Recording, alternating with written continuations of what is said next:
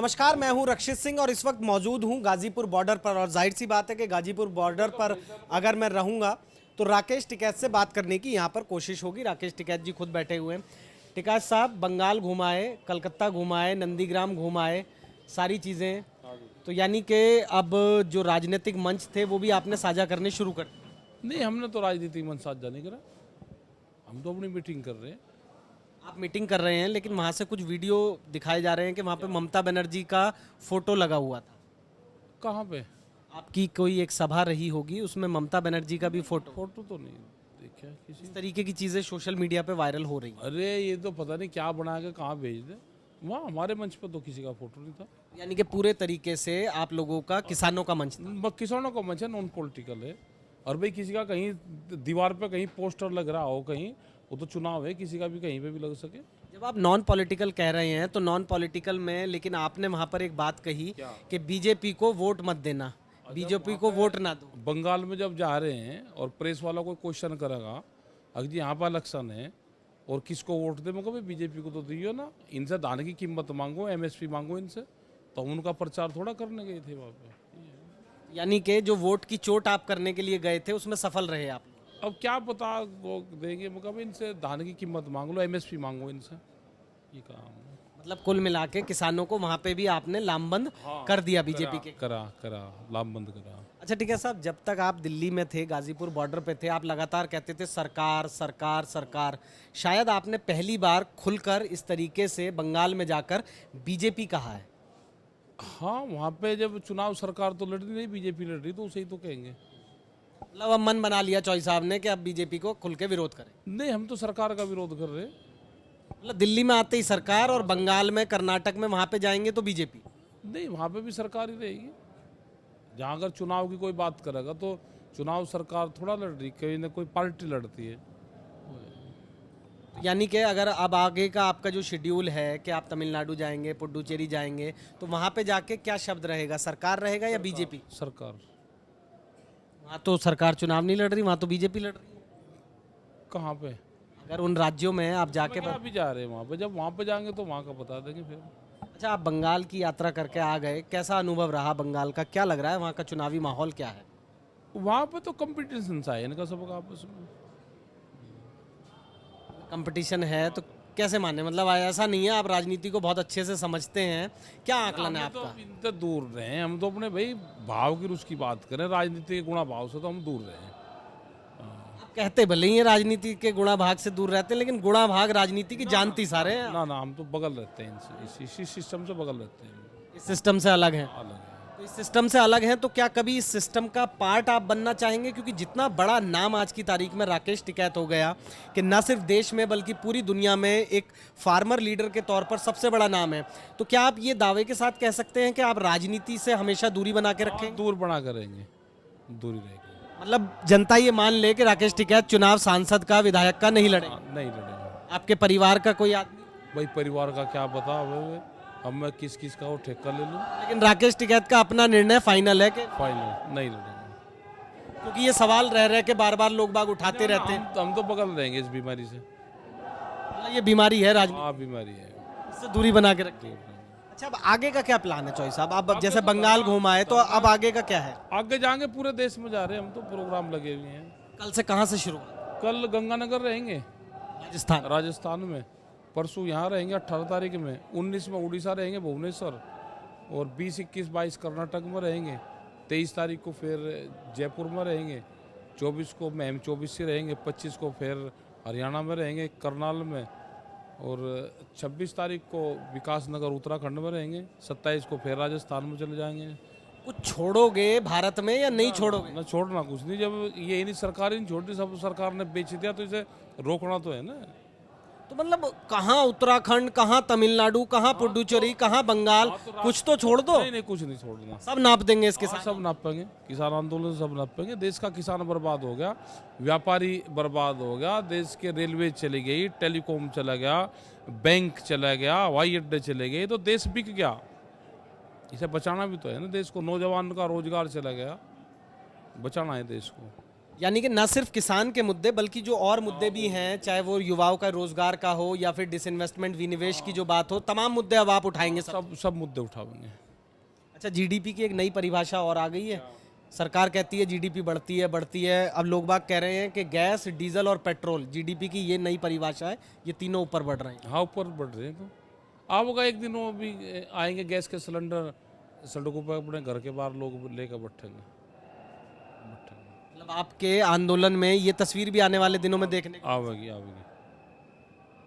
और आंदोलन को जैसे कुछ लोग कह रहे हैं कि भाई कमज़ोर हो गया, लोग जा रहे हैं, लोग बहुत सारे चले गए, भीड़ कम हो गई, तो इस समय पे फसल कटाई का सीज़न है, सारी चीज़ें हैं, तो आपकी जैसे गाँव में बात होती है, क्या रणनीति अब आप लोगों ने बनाई है, कब तक फसल पूरी कट जाएगी और किस तरीके से गाँव से लोगों का आना जाना रहे? आते जाते रहेंगे तो फसल इधर की कट रही तो फिर राजस्थान की इधर की कट जाएगी, जब इंगा कटनी शुरू होगी तो उंगा कट जाएगी, उधर के लोग आ जाएंगे, तो ऐसे होते रहेंगे।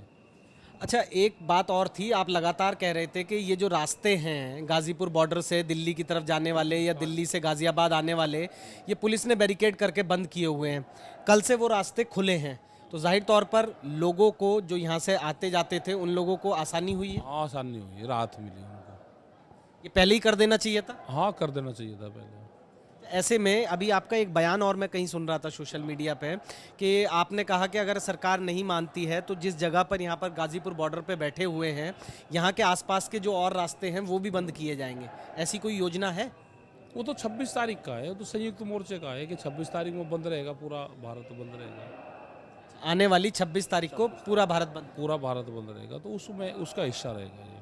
उसमें क्या क्या बंद करेंगे यहाँ पे? गाजी पूरा ही भारत बंद है, तो जनता से सहयोग मांगेंगे, भाई सभी को बंद रखो एक दिन के लिए। नेशनल हाईवे भी बंद करवाएंगे। सारी चीज़ जब बंद रहेगी तो बंद तो सारी चीज़ें हैं उसमें। अच्छा, अब एक चीज़ बता दीजिए, दो पूछूं? यही मेरे ख्याल से यही आपकी अदाएं हैं जो लोगों को पसंद आती हैं कि एक पूछो कि नहीं जी दो पूछो, है ना? और इसी तरीके से आप लोगों को अपील भी करते हैं। तो दो ही बात पूछूंगा आपसे। पहली ये है कि इतने दौर की वार्ता हुई, उसके बाद में प्रधानमंत्री की तरफ से वक्तव्य आया कि हमारी तरफ से सिर्फ एक फ़ोन कॉल की दूरी है। आपने बार बार कहा कि वो फ़ोन नंबर हमें ढूंढे नहीं मिल रहा, लेकिन आज की तारीख में जो स्थिति बन चुकी है, आप भी बेहद समझदार हैं, इतने लंबे लंबे आपने किसान आंदोलन चलाए हैं, हल तो हर चीज़ का बातचीत से ही निकलेगा ना? बातचीत से निकलेगा। मानते हैं? हाँ। बातचीत के लिए तैयार है? हाँ, तैयार है। लेकिन 40 लोगों को कैसे एकमत किया जाए? सरकार के सामने सबसे बड़ी समस्या ये है। नहीं, कोई समस्या नहीं, हमारा तो एक आदमी जले जाएगा, वही बात कर लेगा। 3 बिल वापसी ले लो, एमएसपी पे कानून बनवा दो, आगे कमेटी बनवा दो, छोटी कमेटी बन जाएगी, और इशू पे कमेटी बात करती रहेगी। ये बात सरकार मान लो, एक आदमी चले जाएगा, राज्यपाल जी चले जाएंगे, हमारी तरफ से तो सबकी तरफ से। मांग यही रहेंगी तीनों की तीनों। और मांग क्या, घटत बढ़क रहे। सरकार की तरफ से कुछ बातें ऐसी छन के आ रही हैं कि फॉर्मूला निकल रहा है कि 3 साल के लिए स्थगित, उसके अलावा 7 से 9 मेंबर की कमेटी, जिसमें आपके भी लोग होंगे, किसान नेता भी शामिल होंगे, सरकार के भी लोग होंगे, डिस्कशन करेंगे और अगले 3 साल में नए सिरे से नए कानून बना के लाएंगे। क्या ये आपको मंजूर होगा? सही लगता है? एमएसपी एमएसपी के लिए सरकार लिख के दे देगी कि हम एमएसपी के साथ कोई छेड़छाड़ नहीं कर रहे? 10 दिन में पता चल जाएगा। अब आ रहा है ना किसान का गेहूँ, उसको लेकर चले जाएगा। अभी डीएम के वहाँ, एसडीएम के वहाँ, थाने पे, एक आध प्रेस चैनल के वहाँ पे भी उन्होंने कहा कि एमएसपी है, थी रहेगी, तो उसके वहाँ भी बेचेंगे। अच्छा, मतलब अब मीडिया के ठिकानों पे भी हाँ, वहाँ पे भी बेचेंगे, ट्रॉली खड़ी करेंगे, ये रेट है भाई, खरीद लो। मतलब आप कह रहे हैं कि अब ट्रॉली लेके किसान फिल्म सिटी भी जाएंगे? और फिल्म सिटी चले जाएंगे। प्रधानमंत्री ने कहा ना हमको तो कि जहाँ पे बढ़िया भाव मिले वहाँ पे बेच लो, ले जाकर मंडी के बाहर। तो फिर कौन सी जगह चुनी? वहाँ फिल्म सिटी है, कुछ चैनल के वहाँ, उनके वहाँ ट्रॉली खड़ी करेंगे और उसका रेट लिखेंगे, ये रेट है, प्रधानमंत्री ने कह रखा है ये रेट है, और मीडिया हाउस भी कह रहा है कि ये रेट है, और एमएसपी है, थी और रहेगी। या तो वे ये कहो कि एमएसपी है नहीं और इस पर बिकड़ानी चाहिए, तो उनके वहाँ भी बेचेंगे, एसडीएम के वहाँ बेचेंगे। कोई पुलिस प्रशासन रोकेगा तो भाई वो खरीद लो, भारत सरकार का रेट है ये, उससे कम पर तो खरीद होती नहीं, क्योंकि उन्होंने तो कह रखा है एमएसपी है, थी और रहेगी। एसडीएम के वहाँ, डीएम के वहाँ, कोई पुलिस रोकेगा तो थानों में, तो मंडी तो बाहर तो कहीं बेच ले, हम तो प्रधानमंत्री ने जो कह रखा है उस पर काम करेंगे। यानी कि अब मुझे लग रहा है कि आपने रणनीति जो है ना वो पूरा चक्रव्यूह बना लिया, चारों तरफ से हमला करने की तैयारी। ना, हमला कहाँ कर रहे हैं हम, तो एमएसपी थी है और रहेगी। अब गेहूँ आ जाएगा किसान का, अपना बेचो भाई, ऑफर मिल गया, अब तो प्रधानमंत्री ने ऑफर दे दिया, कहीं बेचो। आप एक चीज जानते हैं कि अगर ये एमएसपी वाली बात आप लागू करवाने में कामयाब हो गए कि एमएसपी से नीचे कोई भी फसल बेचना गैर कानूनी होगा, तो क्या आप जानते हैं कि सरकार पर इसका कितना अतिरिक्त बोझ पड़ेगा? 1 से 2 या 3 लाख करोड़ रुपए सालाना तक। क्यों सरकार पे क्या पड़ेगा? वो तो जो कोई खरीदेगा वो नहीं खरीदे, जो व्यापारी व्यापार करता है। सरकार को जितनी खरीदनी वो खरीद ले। आज की तारीख में एमएसपी से कम पे तो बिकता है ना। ये कह रहा कि सरकार को जितना खरीदना वो खरीद ले, जो व्यापारी खरीदता है वो उससे कम पे ना खरीदे, और जिसको नहीं खरीदना मत खरीदो।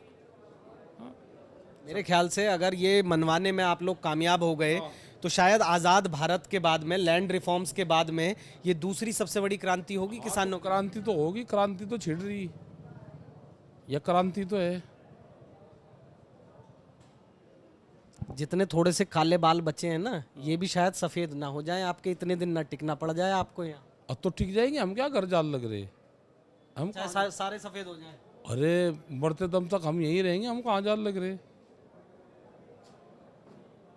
नहीं, उसके बगैर कहाँ जाएंगे हम, ये बताओ। गैर कानूनी काम है ये भाई, कोई गैर कानूनी काम हो, कोई हमने ऐसी चीज मांग ली हो, सरकार ने जो चीज कही वो मांग रहे, अखबार के जो मीडिया चैनल के लोग जो चैनल कह रहे, उनके घर वो उनके ऑफिस देख रहे, जो विभाग रोकेगा उसके ऑफिस देख रहे। प्रधानमंत्री ने कहा कि मंडी के बाहर बेच लो, एमएसपी है, थीर रहेगी, तो हमने वही तो कहा। और ये कहा कि मंडी के बाहर बेच लो, तो हमने जहाँ जहाँ बढ़िया पॉइंट होंगे वहाँ पे खड़े होंगे और वहाँ पे बेचेंगे। चलिए, ये तो बात हो गई आपकी रणनीति की। घर में, परिवार में, भाभी से, बच्चों से आखिरी बार कब बात हुई थी? क्या कहना है परिवार वाला? नहीं, परिवार तो लोग क्या कहना, वे भी अपना काम करो भाई। आंदोलन छिड़ रहा है, आंदोलन में तो परिवार ये है, हमारा तो सब परिवार। कह नहीं रहे कि 10-20 दिन में, महीने भर में, 1 आध दिन के लिए तो आ जाओ? नहीं, तो क्या मतलब उनसे, हमारा घर परिवार से, उससे भी अपना आंदोलन करें हम भी। मुझे लग रहा है कि घर में कहीं ऐसी स्थिति ना हो जाए कि अगर कुछ लेके नहीं गए तो घर में ना घुसने दें आपको। हाँ, तो घुसने कहाँ दे रहे घर के, तो मैंने कर दिया कि बगैर बिल वापसी के घर वापसी नहीं है। मतलब अगर राकेश टिकैत यहाँ से वापस चले जाते हैं किसी भी तरीके से बिना बिल वापसी के, तो घर में एंट्री बंद? ना, एंट्री बंद है बिल्कुल। फिर कहाँ रहोगे? नहीं तो हम जाएंगे ही नहीं। अच्छा, इसीलिए यहाँ टिके रहेंगे। यही रहेंगे। जाहिर सी बात है कि राकेश टिकैत हैं। राकेश टिकैत का जो रुख है वो बिल्कुल साफ है कि सरकार को अब पूरे देश भर में घेरने की तैयारी है। पश्चिम बंगाल से अभी लौटे हैं, आगे का पूरा रोड मैप तैयार है और साफ तौर पर यही कहना है कि जब तक एमएसपी को कानूनी जामा सरकार नहीं पहना देती है, तीनों कृषि कानून वापस नहीं ले लेती है, किसान आंदोलन लगातार इसी तरीके से चलता रहेगा।